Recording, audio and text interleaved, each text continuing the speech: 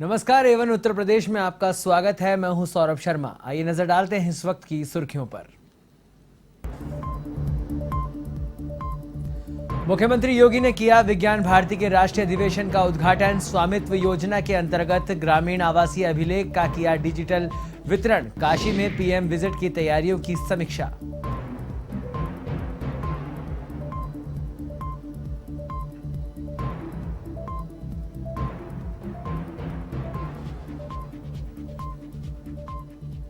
राष्ट्रपति चुनाव, मायावती का बड़ा फैसला।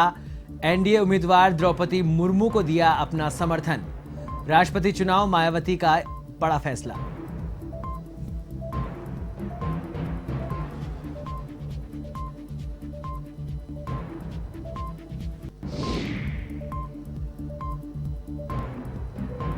योगी सरकार का पुलिस महकमे में बड़ा फेरबदल। 15 आईपीएस का किया तबादला। सीतापुर, मऊ, सोनभद्र, सिद्धार्थनगर और सुल्तानपुर के बदले एसपी। विपिन कुमार मिश्रा को डीआईजी पद पर किया प्रमोट।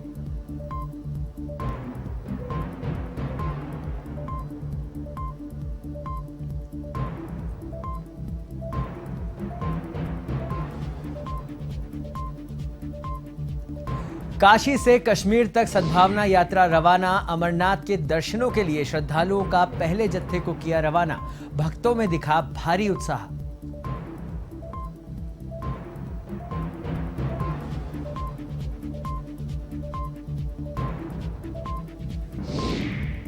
महोबा में अवैध खनन करते समय खांडही खदान में दबने से मजदूर की मौत। परिजनों ने लगाया हाईवे पर जाम। पुलिस ने समझाइश कर खुलवाया।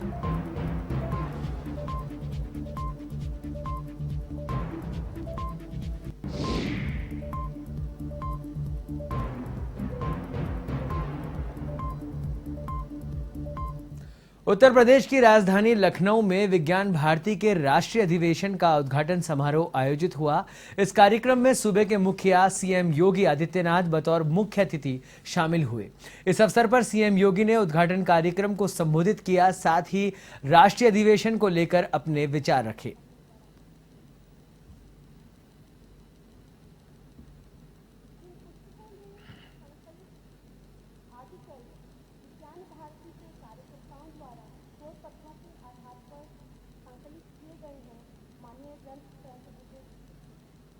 विज्ञान भारती के इस 5वें अधिवेशन के लिए उत्तर प्रदेश की धरती को चयन करने के लिए विज्ञान भारती को हृदय से धन्यवाद देते हुए आप सभी का मैं उत्तर प्रदेश में स्वागत करता हूं, अभिनंदन करता हूं।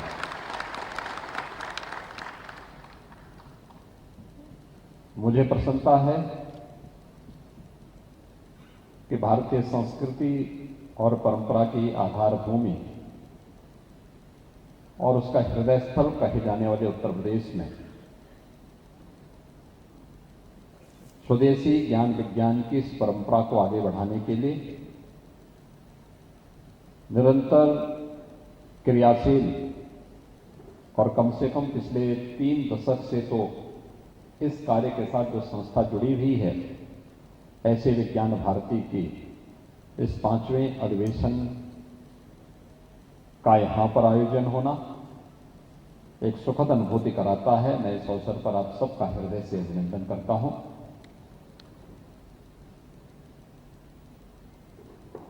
ये हम सबके लिए एक सुखद संजोग हम सबके सामने प्रस्तुत करता है एक कि वास्तव में विज्ञान क्या है। मुझे लगता है कि हम सब की जो दृष्टि है, भारतीय दृष्टि है, किसी भी नए ज्ञान को हम विज्ञान मान लेते हैं और वो है भी विज्ञान। बहुत सारे लोग इस बात को सोचते होंगे कि विज्ञान भारती की आवश्यकता क्यों महसूस हुई, क्योंकि राष्ट्रीय स्वयंसेवक संघ जैसी संस्था का बरदहस्त जिसे प्राप्त हो, ऐसी क्या आवश्यकता पड़ी।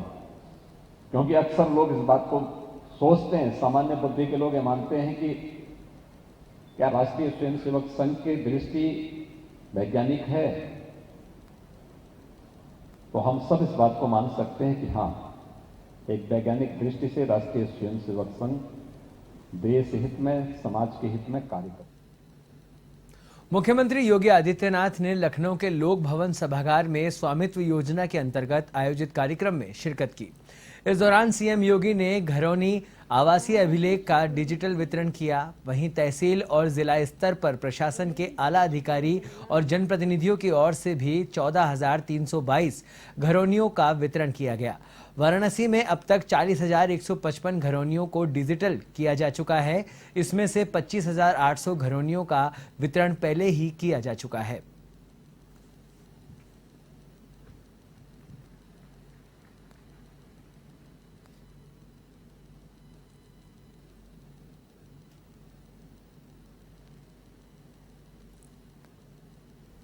लोकतंत्र के एक उत्सव के रूप में एक महादिवस को मना रहा है। आज ही के दिन जिस संविधान ने हम सबको मताधिकार के माध्यम से जनता को जनार्दन के रूप में एक मान्यता दी, 1975 में इस देश के संविधान का गला घोंट करके आपातकाल जबरन घोषित करने और थोपने के उस काला दिवस का स्मरण करते हुए जिन लोकतंत्र सेनानियों ने लोकतंत्र को पुनर्जीवित करने के लिए और जनता की आवाज को प्रशासन और शासन तक पहुंचाने की निर्बाध गति को एक नई ऊंचाई दी, उन सभी लोकतंत्र सेनानियों को स्मरण करते हुए, उनके संघर्षों के लिए उन्हें नमन करते हुए,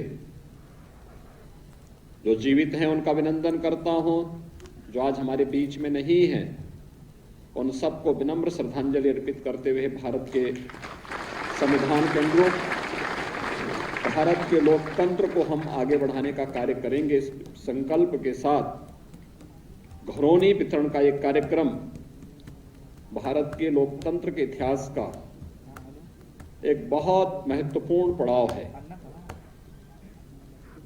आज के कार्यक्रम के साथ ही अब उत्तर प्रदेश में 34 लाख परिवार ऐसे होंगे ग्रामीण क्षेत्र में जिनके पास अपनी जमीन का आवासीय पट्टा भी उनके नाम पर होगा और वह उसके नाम पर कोई भी अपना कार्यक्रम, व्यवसाय, बैंक से लोन लेने या लेन देन के कार्यक्रमों के साथ अपनी जमीन को आगे बढ़ा सकते हैं।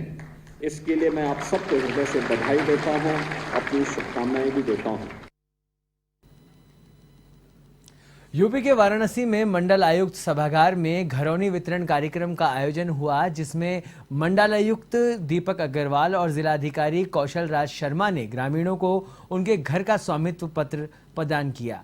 इस मौके पर जिलाधिकारी ने बताया कि सरकार की यह महत्वाकांक्षी योजना है जिसमें ग्रामीणों को उनके घर का स्वामित्व प्रमाण पत्र मिलने से उनको बैंक लोन लेने में आसानी रहेगी, किसी विवाद की स्थिति भी नहीं बनेगी।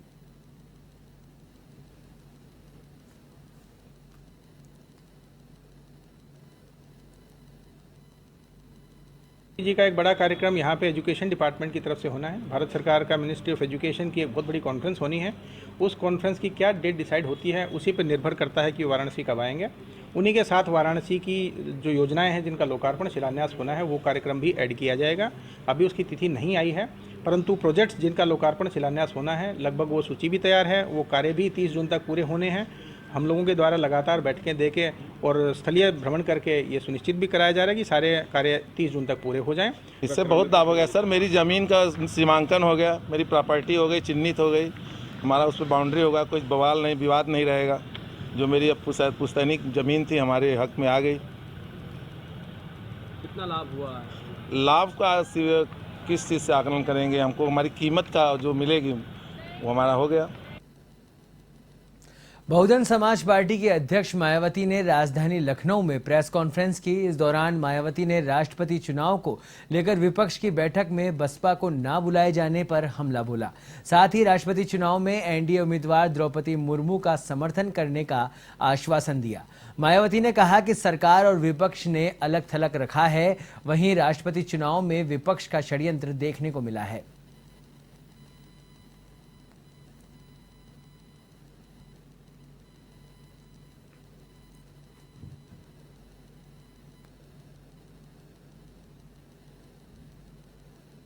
उत्तर प्रदेश की योगी सरकार ने देर रात 15 आईपीएस के ट्रांसफर किए हैं। लंबे समय से तैनात सीतापुर, मऊ, सोनभद्र, सिद्धार्थनगर और सुल्तानपुर के एसपी बदले गए हैं।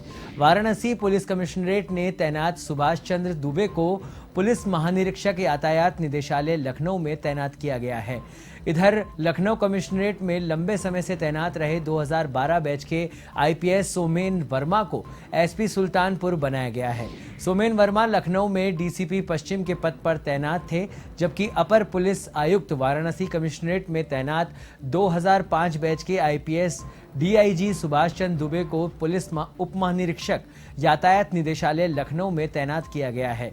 दूसरी तरफ उत्तर प्रदेश के 5 जिलों में नए पुलिस कप्तान तैनात किए गए हैं। उनमें से सुल्तानपुर के एसपी रहे विपिन कुमार मिश्रा डीआईजी पद पर प्रमोट हुए हैं, इसलिए उनकी तैनाती चित्रकूट धाम पर डीआईजी के पद पर की गई है। जबकि आईपीएस सूर्यकांत त्रिपाठी को प्रमोट कर एसपी ग्रामीण वाराणसी बनाया गया है। सूर्यकांत 44 वाहिनी पीएसी मेरिट में तैनात थे।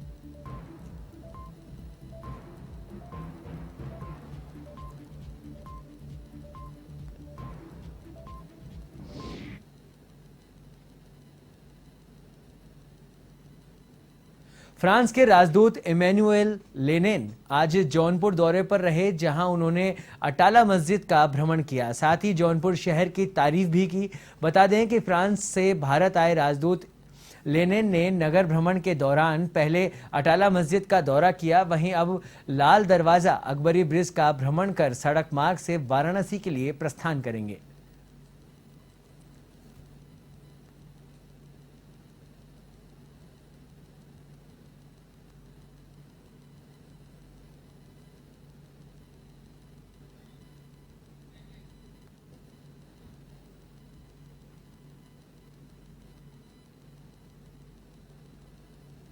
हिमालय की गोद में विराजमान बाबा बर्फानी के दर्शनों के लिए यात्रा की शुरुआत हो चुकी है। इसी के तहत धर्म की नगरी काशी से कश्मीर तक सद्भावना यात्रा के तहत बाबा अमरनाथ के दर्शन के लिए भक्तों का पहला जत्था रवाना हुआ। पहले जत्थे में सेवादारों ने श्रद्धालुओं को सावधानी बरतने की अपील की। वहीं इसके बाद वाराणसी कैंट स्टेशन से दर्शनार्थियों का पहला जत्था हावड़ा अमृतसर मेले से रवाना किया गया। बता दें कि बाबा काशी विश्वनाथ सेवा समिति की ओर से लगभग 300 लोगों के रहने खाने की व्यवस्था की जाती है।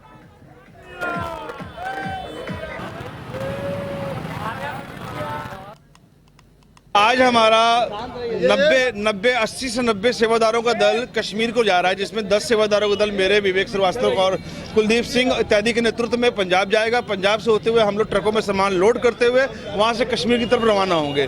70 सेवादारों का दल हमारा जो है यहाँ से बेगमपुरा एक्सप्रेस से यहाँ से निकलेगा और सीधे जम्मू होते हुए सीधे से चंदनबाड़ी पहुँचेगा। 5-7 सेवादार 10 सेवादार हमारे पहुंच चुके हैं, जो ऑलरेडी क्या कहते हैं कैंप लगाने का साथ टेंट लगा के तैयार रख चुके हैं। बस काशी की जनता से ये अनुरोध करूंगा कि अधिक से अधिक लोग हमको आशीर्वाद दें ताकि हम अपने कार्य को सुचारू रूप से वहां कर सकें। खबर यूपी के बदायूं से है, जहां उघैती थाना क्षेत्र के शाहनगर पटपरागंज गांव में विवाहिता की संदिग्ध परिस्थितियों में मौत होने से सनसनी फैल गई। विवाहिता का शव फांसी के फंदे से लटका मिला है। वहीं मृतिका का पीहर पक्ष ने ससुराल पक्ष पर गंभीर आरोप लगाए हैं। परिजनों का कहना है कि ससुराल पक्ष ने मायके पक्ष को बिना सूचना दिए शव का अंतिम संस्कार कर दिया। वहीं विवाहिता के रिश्तेदार पहुंचने पर उनके साथ मारपीट की गई। इधर पुलिस का कहना है कि विवाहिता के पति ने भी 5 साल पहले फांसी लगाकर आत्महत्या की थी। फिलहाल मामले की जांच जारी है।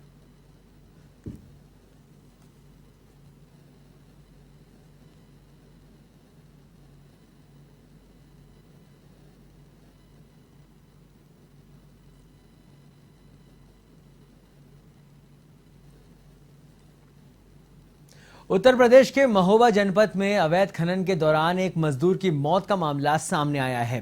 बालू खनन के दौरान 40 फीट गहरी खदान में मजदूर काम कर रहा था। ठीक उसी वक्त एकाएक टीला धंस जाने से मजदूर की मौत हो गई, जिसके बाद मृतक के परिजनों ने नेशनल हाईवे पर जाम लगा दिया। मृतक पनवाड़ी थाना क्षेत्र के अशोकनगर का निवासी बताया जा रहा है। हालांकि पुलिस ने घटनास्थल पर पहुंचकर शव को कब्जे में लेकर पोस्टमार्टम के लिए भेज दिया है।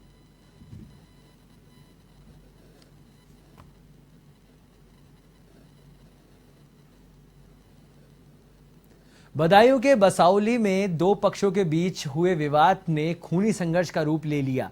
इस दौरान प्रधान के बेटों ने दूसरे पक्ष के लोगों पर जमकर ईंट पत्थर बरसाए। वहीं इस झगड़े में दो लोग गंभीर रूप से घायल हो गए।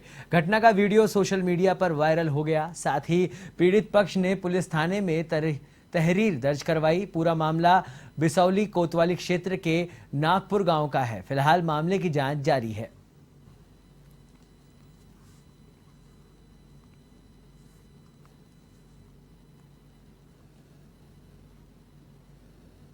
उत्तर प्रदेश पावर कॉरपोरेशन भले ही घाटे में चल रहा है, लेकिन बिजली विभाग के अफसर घाटे को कम करने में कोई कसर नहीं छोड़ रहे हैं।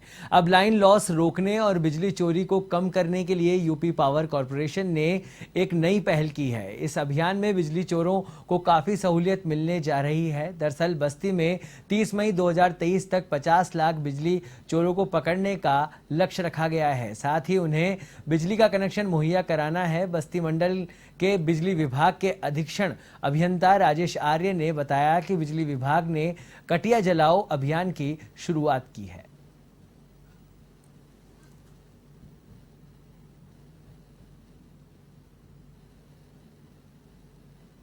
मंडल में जितने भी डिविजन्स हैं, उन डिविजन्स के अंतर्गत कटिया जलाओ अभियान चलाया जा रहा है और उसमें जो भी अवैध रूप से बिजली का प्रयोग करते हुए पाया जाता है तो उसकी कटिया उतार के जला देना है। ये हमारे डिस्कॉम के डायरेक्टर साहब, एमडी साहब के निर्देशन पर किया जाता है और हम लोग इसमें हमारी पूरी टीम जो है, हमारे साथी जो भी साथी अभियंता एवं जो एटीओ ये सभी मिलके जाते हैं फील्ड में और उसको कर रहे हैं, जिससे हमको काफी।